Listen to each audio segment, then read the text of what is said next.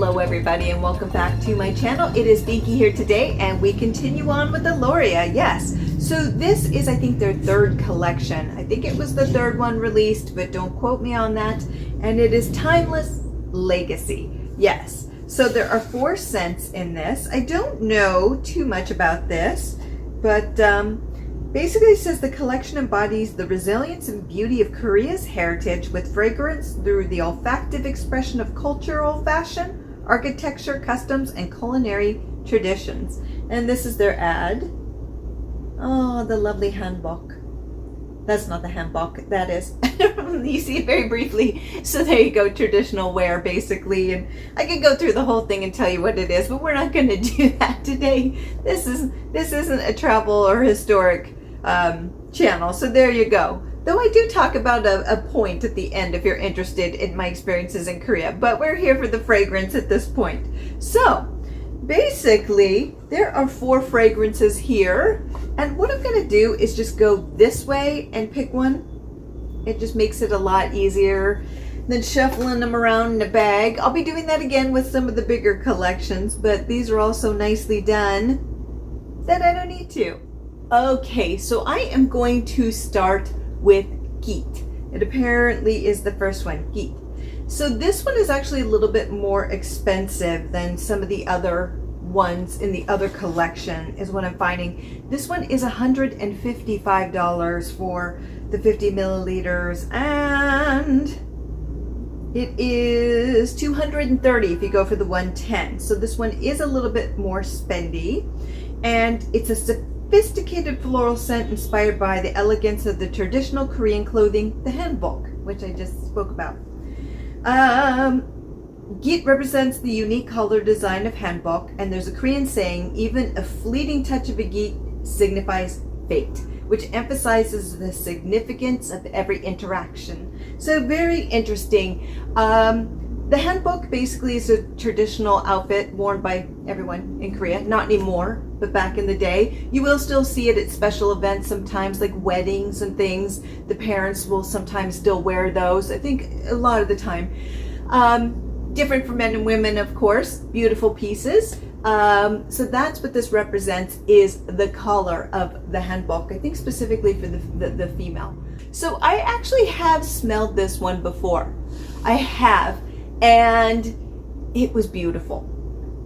So I don't remember it. It's been, a few months, but I did smell this one and was like, oh, this one's gorgeous. So I'm excited to try this one again. But before we do, the notes are lotus leaves, lychee for top, heart is peony, lotus blossom, iris, rose, and base is amber seeds and musk. It is just beautiful. And what's interesting is it features a dream scent, a fragrance technology designed to optimize sleep quality based on data and links between fragrance, positive mood states, and a good sleep to aid relaxation. Very interesting. It is a little bit interesting. Okay. Sure. Sure. We need a little bit of this light, beautiful floral, because it is like almost 100 degrees here today and I have air conditioning on and it is not working. So here we go. Whoo! All right, bring me some peace. I need some peace. Get some of that sleep in. Okay. Ooh. Oh yeah, I didn't remember. I just ate it. Doesn't taste great. It's sprayed too high today. Yeah, there you go. Edit it out. I do remember this one vaguely, and I love this one. I love this one. Ooh, this is good. I think it was between this and hazy blue, and I went with hazy blue. It's interesting because I could see why I went between these two, because they're kind of similar. They have some similar notes to them. The difference is this one doesn't have the ozone accord, but there are similarities to it, and it's probably the florals that are doing it. But oh my gosh, there's like this beautiful, it's floral. It is a floral bomb, but you're getting a little bit of that lychee on top to add to the sweetness to it. But this most definitely is a floral. Okay, so yeah, it's a huge floral blast. Very interesting. And now a bit of green is coming through that floral. It reminded me of hazy blue just a little bit, but not fully, because I actually looked at the notes. The notes are completely different. There is nothing similar. But for some reason, it just had that lightness to it without the ozone. So I don't know. It just kind of was reminiscent, but the notes are nothing like. But it still kind of reminds me of it. And I love that one. So, of course I love this one. But, it is a different build, but it just has that same quality to it. So if you like hazy blue, you might like this one, or you may find them a little bit too much in the same area and want to go with something different. But, ooh, this one's good. It's very heavy floral. There's a little bit of a green note coming through, and it's a little bit of a bitter note to it, which is interesting. So you get like the lotus. And it did mention that there was a little bit of, I think it was like the lotus greenery part of it. No, it's the blossom. No, the lotus leaves. There it is. I'm getting that green. I'm like, something has leaves in it, and I'm definitely getting that green. And a little bit of the musk is coming through, which with the initial blast, it was just pure floral. Pure floral. And then it started getting a little bit more earthy with that green leaf smell to it. Yeah, that greenery just kind of brings it down a little bit. And then there's a little bit of that underlying musk. I could smell that already, but my body loves those musk tones. So maybe that's why it's coming forward. It is base note, but it's coming forward quickly. But again, my body loves those musk notes. So it's not just a floral. It has a little bit of grit to it, a little bit of earthiness to it, which hazy blue does not. So this is completely changing. So at the first initial blast, I got a little hint of hazy blue, not any longer. A little bit. No, not really. No. So it definitely is different profile once you move past the first couple minutes because of that dirtiness of the earth. And then when I say dirty, I don't mean dirty like, a smell that needs to be washed away, like because it's really hot outside. Not that type. No. I'm talking about like an earthiness, a muskiness that you would get. So that's what's grounding it. Very pretty, very pretty. It just started out ultra like floral and what some would say very feminine, and now it's kind of going, okay, it's going more towards neutral. Very fresh, very clean, very light, very perfect for this time of year. Interesting. On the clothing, it's the lotus and the florals coming through, and the iris. I do get the iris. So like lotus and iris. I'm not getting the muskiness that I am here or the green yet. So that may be a chemistry thing. And sometimes I find it'll go that way on my chemistry, and then over time on clothing, it'll slowly catch up to that. And then it's like, okay, here you go. Here's what this was. So it probably will come through, I would imagine, in the next hour or so, but let me try this again. Yep, it's the brightness and crispness of the flowers, maybe a little hint of the greenery, but not nearly as strong as it is on the wrist, which really has that green and muskiness coming through. But again, that's my chemistry. So if your body likes musks, it's going to pick it up here. If you don't like that, then you may want to put it on your clothing where it's coming through less, but it is still early yet. So what I'm going to do is I'm going to come back in an hour, and we are going to see what Git is doing at that time. Okay, so it has been an hour, and I can still smell Git, still around me. This is a lighter scent though. I am finding that this does tend to lean a little bit more on the lighter side. So even though I can still smell it, it really stays close to the body. So I think in general, Elorea tends to do that. These aren't bold fragrances. These are lighter fragrances. So if you're sensitive to strong scents, or you just like to keep it in a nice little bubble, this should work really nicely for you. But let's check the notes. This is very green.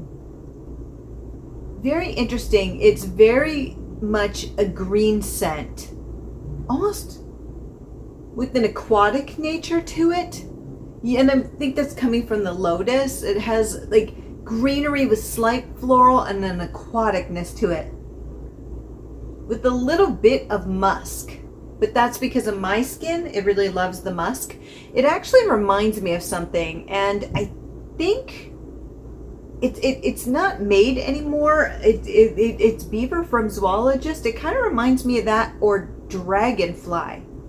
Maybe dragonfly more. Yeah, one of those two. It's sparking a memory of one of those two. I just tried that whole series, and I think it leans more towards dragonfly than beaver, if you know either of those scents. Beaver has now been reformulated, but maybe it's more like dragonfly. Yeah, I may bring that one out by the time we end this video, just do a sniff test, because they're very similar from recollection. I'm like, wait, from my recollection, I'm like, oh, wait a minute, this reminds me of something, and it does indeed. So maybe we'll try to find that one and see if we can put them together and see if they smell the same, because they're pretty close. So, yes, let's try it on the clothing. Okay, so on the clothing, there's more of that aquatic feel to it almost, which is interesting because it doesn't have aquatic notes. But the thing is, I think, like I said, it's from the lotus and the lotus leaves, because I'm getting this beautiful floral greenery. So it's greenery and then floral with an aquatic nature to it. So it's that aquatic floral, like a lotus. So not as much musk and not as green here. It's definitely green, but I think it's a bit better balanced on the clothing than on my chemistry. Definitely sweeter on the shirt than on my clothing. The musk isn't as obvious there. So that's interesting. It's like a sweet floral, but with that greenery underneath, with a little bit of the aquatic nature, but it doesn't have that musk. So it's a lot lighter on clothing than it is on my chemistry. Again, your chemistry may be completely different, but if you lean like I do, then you know, it just depends what kind of profile you want. Do you want like a muskier green scent, or do you want you know, a floral green with a little bit of aquatic? It just depends. And again, that's if your chemistry is like mine. So just something to note. Interesting. This one's very interesting. It is reminiscent of something I've tried recently. I'm almost positive it's yeah, I don't know. Could it be beaver? I really think it's dragonfly. That's really interesting. But it's very similar to that kind of floral. It's very much an aquatic floral scent, even though it doesn't tote itself as that, from my understanding. It's more of a light floral. I get that straight from it. Very beautiful though. I think it's just the nature of the lotus coming through, but very beautiful, but very light, very gentle. So what we're going to do is we are going to check back in with Git in about 4 hours. Okay, so it has been 5 hours in total, and it's really hard to smell Git. At this time, it is very, very light. I think probably around the 3 or 4 hour mark, you're going to need to spritz it up just a little bit to boost it up and give it a little bit more confidence, because just to begin with, it was a very light scent, but then to basically, over time, it just gets weaker and weaker. So this one does need a little bit of a boost. But let's try it here on the chemistry. Yep, definitely getting that musky kind of scent again with florals. It's interesting because, like I said, I get that a lot from Zoologist. This is a very similar scent. Yeah, that musky scent. I usually don't get it as strong with Elorea, but it's definitely coming through on this one, which is interesting just because it was touted as more of a floral. But it is a floral. It just, for some reason, the musk really likes me on this one. So let's try it on the shirt. Ooh, that's nice. On the shirt, it's very light, but it's still this beautiful lotus floral aquatic green scent, which is really quite lovely, actually. I much prefer it on clothing in comparison to my chemistry. Again, that musk. My body loves musks. It's bringing it out. Didn't want it. I'm okay with musk to a degree. It is not Elorea's fault. It's my fault. It's just my chemistry loves those musk notes. And it, depending on the fragrance, they can just be a bit overwhelming. And I feel like this is taking out the balance of the scent. But on the shirt, it's absolutely beautiful. So if you're like me and those musk notes love you, then you want to just spray it on clothing, and it doesn't really show up. I don't get too much musk on the clothing. It's my chemistry. So there you go. But it is a very, very light scent. So here is my collection, part of it, of of beautiful zoologist. I'm curious if I can smell this one actually. So this is Dragonfly, and I think that this is the scent. I'm not getting too much of it. So if interested a little bit, it does remind me of this. If you are interested to know if they're similar, let me know, and I can definitely do a video of that. I have no problem doing videos like that for people if they're interested in comparisons, if I have it. But yeah, I'm getting a little bit of Dragonfly from that, just smelling it a little bit. But if you wanted to do a test, I could definitely do a test. It does have a little bit of that scent from the now discontinued Beaver, so I wouldn't do that just because, you know, you can't really get it anymore. You can just get the maple version. But yeah, so it is very similar to that. I am getting that aquatic floral note. So if you want a comparison, let me know. But definitely reminiscent of those two, and I'm sure many other ones out there, but I'm thinking more of, and though I know a lot more perfumes than just zoologist and things, these are the ones that have been on my mind recently, and I just got through that series, so that's why I'm thinking about that one a bit more. I don't have too many aquatics just because I don't tend to lean towards that as much, but you know, who knows, in the near future I may change my mind. So there you go. But if I were going to rate Git, I would probably put this one to 6.5 for me, and know that these ratings are just for me. Here's why. It's completely because of my fault. My chemistry is creating a musk scent that is a bit too strong and overwhelms the fragrance on my skin. It's just overtaking it a bit. That beautiful, gentle lotus aquatic scent or floral aquatic scent, it's being wiped out by the musk. Now on my shirt, it's good. It's good. It smells like that beautiful light floral aquatic with that greenery underneath, and it is gorgeous. So when I use this one in the future, I will be using it mostly on my clothing just because it just doesn't work on my chemistry as well as I would like. Not Elorea's fault. It is my ancestors and my genetics. So there you go. I don't want to blame all my ancestors. I mean, I'm sure some of them had nothing to do with it, you know, so I'm not going to do that. I'm sure they were good people. I don't know all of them, but there you go. So yes, I would definitely give it a 6.5. And also part of that is because the longevity is not that strong with this one. This one definitely is on the lighter side of it. Yeah, I think the other ones were Be By My Side were one of them. And also, it's gonna drive me crazy. Heaven, that was it. Heaven was the other one. Those tend to be in the lighter side of the spectrum. So just know that. But I feel that every 3 hours, give it another couple spritzes and you should be good to go. It really is quite a lovely green aquatic if you are looking for that, unless you have those musk preferences like me. Not that it's a preference, it's just genetics. But so yeah, it is a beautiful scent, and I think one that if you like I said, personal scents, you only scents, or very light scents that aren't going to annoy people. Not saying that larger scents do, but I'm saying some people are a little bit more shy. Some people are a little bit more scent sensitive.